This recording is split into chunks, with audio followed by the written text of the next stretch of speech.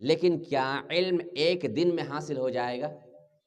نہیں، محنت کرنی پڑے گی۔ جو چیز جتنی مہنگی ہوتی ہے وہ جلدی حاصل نہیں ہوتی، اس کے لیے خرچ بھی کرنا پڑتا اور اس کے لیے ٹائم بھی لگانا پڑتا، اس کے لیے کافی محنت کرنی پڑتی ہے، جی توڑ محنت کرنی پڑتی ہے، تب جا کر کے انسان چمکتا ہے،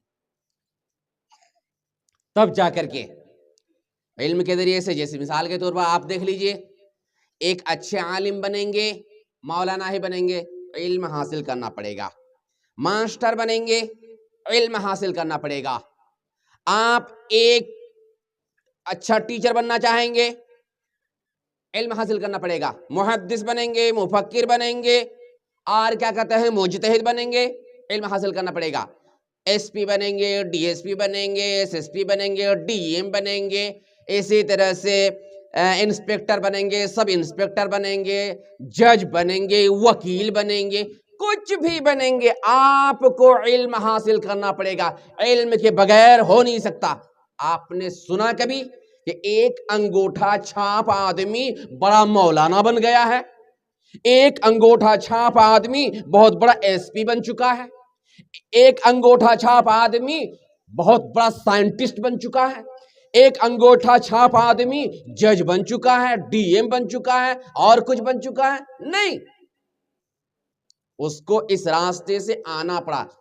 لیکن اگر ایک آدمی، ایک بچہ کیا کہتے ہیں ایس پی ہی بن جاتا ہے یا ایک اچھا عالم بن جاتا ہے، دیکھیں چھوٹے کی بات میں نہیں کرتا، ارے دنیا میں سب چھوٹے چھوٹے ہیں، چھوٹے مولانا آپ کو ڈھیری مل جائیں گے، چھوٹے چھوٹے ماسٹر آپ کو ڈھیروں مل جائیں گے، کم پڑھے لکھے ڈھیروں مل جائیں گے۔ آپ بھی کم پڑھے لکھے، ہم بھی کم پڑھے لکھے، دونوں میں کیا فرق رہا؟ اتنی محنت کر کے چھوٹا بنیں گے؟ نہیں، اتنی محنت کر کے آپ کو بڑا بننا ہے، ایک چمکدار انسان بننا ہے، اور اسی راستے سے چمکدار انسان بنتے ہیں۔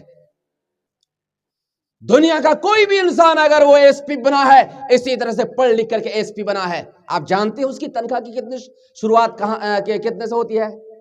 سر لگ بھگ 80,000 سے۔ بتائیے، 1.5 لاکھ سے ایک ایس پی کی تنخواہ کی شروعات ہوتی ہے، ایس ایس پی کی تو اس سے آگے۔ تو پڑھا لکھا انسان ہے یا نہیں؟ کوئی بھی ایس پی جو ہوتا ہے وہ انسان ہوتا یا نہیں؟ انسان ہی تو ہوتا، اس کا باپ بھی انسان ہوتا ہوگا۔ وہ انسان پڑھ لکھ کر کے ایس پی بن گیا، اس انسان کا باپ اپنے بیٹے کو پڑھا لکھا کر کے ایس پی بنا لیا، آپ کیوں نہیں بن سکتے؟ اور آپ اپنے بیٹے کو کیوں نہیں بنا سکتے؟ آج ہمارے گھر میں یا ہمارے سماج میں اس طرح کا ہونا چاہیے۔ آج ہم میں کوئی ہے نہیں، ہماری طرف سے آواز اٹھانے والا کوئی ہے نہیں، اس لیے کوئی آواز جب اٹھتی ہے ہماری حالت خراب ہو جاتی ہے۔ اگر ہمارے گاؤں میں، ہمارے سماج میں ایک ڈی ایم ہو، ایس پی ہو یا جج ہو، کلکٹر ہو، پورے گاؤں کی شان بڑھ جاتی ہے، دم آ جاتا ہے، طاقت آ جاتی ہے، اور بہت سے بڑے بڑے میٹر کو جو ہمارے اوپر اٹھنے والی گندی اور بدبودار باتیں جو ہمارے بارے میں اٹھائی جاتی ہے جگہ جگہ چوک اور چوراہے میں، یہ ہم اور آپ روک لیں گے؟ وہی لوگ روک پائیں گے۔ دوسرا فائدہ کیا ہوگا؟ ہمارے سلسلے میں، ہم اسلام کے کیا کہتے ہیں، اسلام کے سلسلے میں بعض لوگوں کے اندر غلط فہمیاں ہیں، اسلام ایسا ہے، ویسا ہے، فلاں ہے، یہ ہے۔ اسلام کی بات ان تک نہیں پہنچی ہے، اس وجہ سے غلط فہمی ہے۔ ہم کو بہت غصہ آتا ہے، مسلمانوں کے بارے میں ایسا کہتے ہیں، اسلام کے بارے میں ایسا کہتے ہیں۔ کہیں گے کیوں؟ ہم وہاں تک بات پہنچا نہیں پائے، ہمارے بچے وہاں تک پہنچے نہیں۔ اگر ہمارے بچے قرآن حدیث کی تعلیم حاصل کرنے کے بعد وہ سب بھی تعلیم حاصل کر کے ان کرسیوں میں بیٹھتے، ان آفسوں میں پہنچتے، تو ضرور اسلام کے بارے میں انہیں بتاتے۔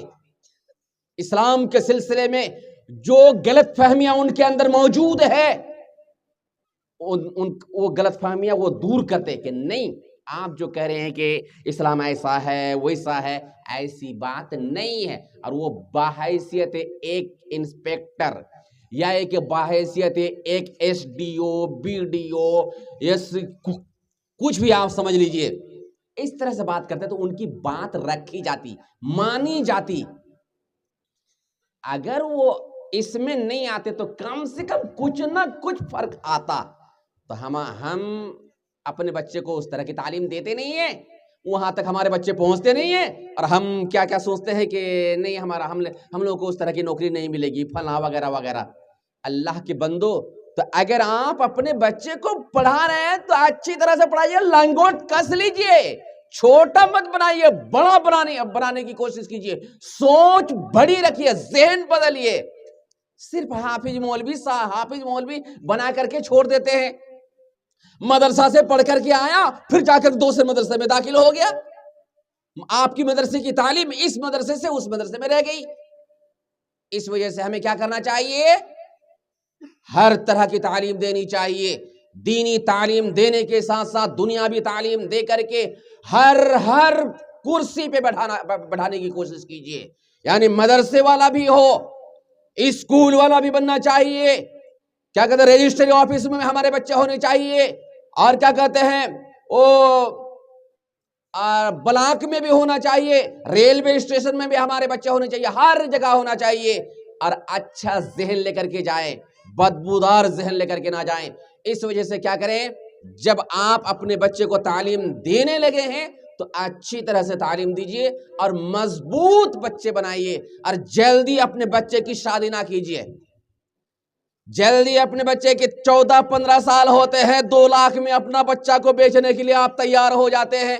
پوری زندگی میں 2 لاکھ میں اپنے بچے کو بیچ دیتے ہیں، سمجھتے ہیں ہم نے بہت بڑی آمدنی کر دی. کتنی بدبودار سوچ ہے، کتنا گندا آپ کا ذہن ہے. اللہ کے بندو، یہ سب ذہن ہٹاؤ اور اپنے بچے کو بڑا سے بڑا بنانے کی کوشش کیجئے، تاکہ اگر ایک آپ کے بچے بنے، آپ کی بھی ناک اونچی ہوگی، آپ کے گھر میں بھی خوشحالی آئے گی، آپ کا سماج بھی چمکے گا، آپ کی قوم بھی مضبوط بنے گی.